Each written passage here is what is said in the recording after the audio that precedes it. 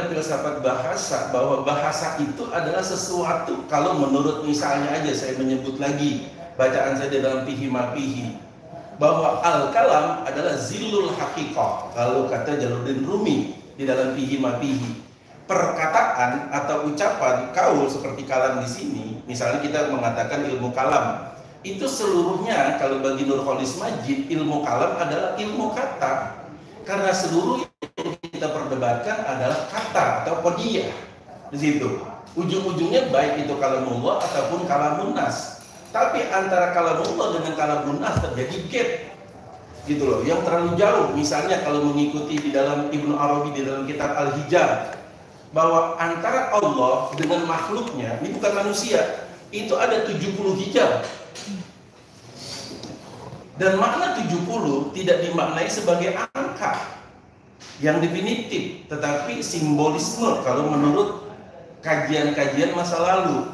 Misalnya kamu akan kaji di dalam kitab Kejadian dan juga di dalam Perjanjian Lama Perjanjian Baru dikatakan bahwa Allah menciptakan alam semesta itu dengan 6 hari, kemudian 7 harinya jadi misalnya 7 lagi, 7 langit.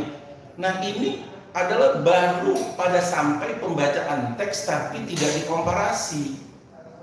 Bagaimana Anda kemudian akan melakukan globalisasi, digitalisasi, kalau kemudian digitalisasi itu hanya untuk menguatkan kesempitan dari Al-Quran itu sendiri dan akan bertambah spesifik, jadi dibatasi di situ. Dan saya sudah sampai kepada pemahaman bahwa Allah yang tidak terbatas bahkan harus meminjam bahasa kemanusiaan, yaitu dalam bahasa Arab yang ada zamannya, ada waktunya, ada tempatnya.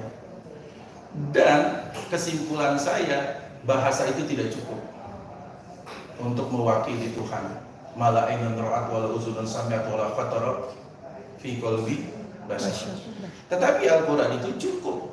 Maka misalnya referensinya kepada Siddhartha Gautama, bumi itu cukup untuk seluruh manusia, tapi tidak cukup untuk manusia yang rakus. Itu kan simbolik. Quran itu sangat cukup buat seluruh umat manusia, tapi dia nggak cukup kalau dia buat orang yang murtad, buat orang yang ingkar. Buat apa? Kata Rumi, walaupun ada 1000 karomah terjadi gitu loh, kalau nggak ada hubungannya, misalnya dia itu Kristen dan kita Islam, kita terima karomah dari para wali, tapi kalau mereka, bener nggak? Itu yang disebut tanasub, kata Jalaluddin Rumi, karena nggak ada keterkaitan, nggak ada keterkaitan.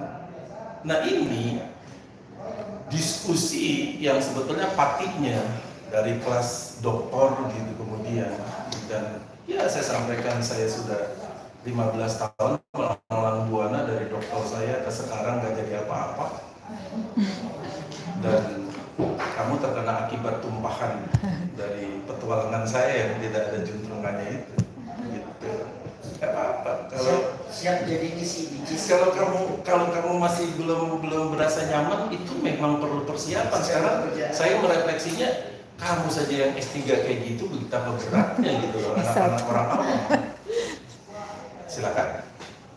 Saya malah sangat tertarik sekali dengan contoh-contoh yang dengan sampaikan, termasuk menyampaikan gagasan bahwa yang tertuang dalam kitab-kitab seperti itu Arabi dan lain sebagainya seperti itu, ini termasuk dalam kategori tafsir gitu ya. Jadi sudah melampaui dari makna teks seperti itu.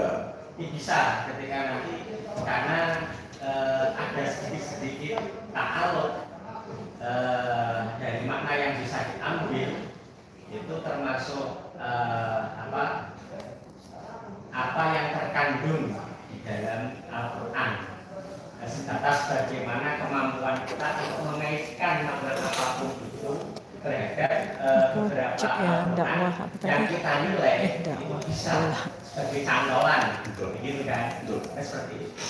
Jadi ini akan membuka peluang banyak wacana-wacana, banyak hal-hal baru yang baik, kemudian didasarkan ada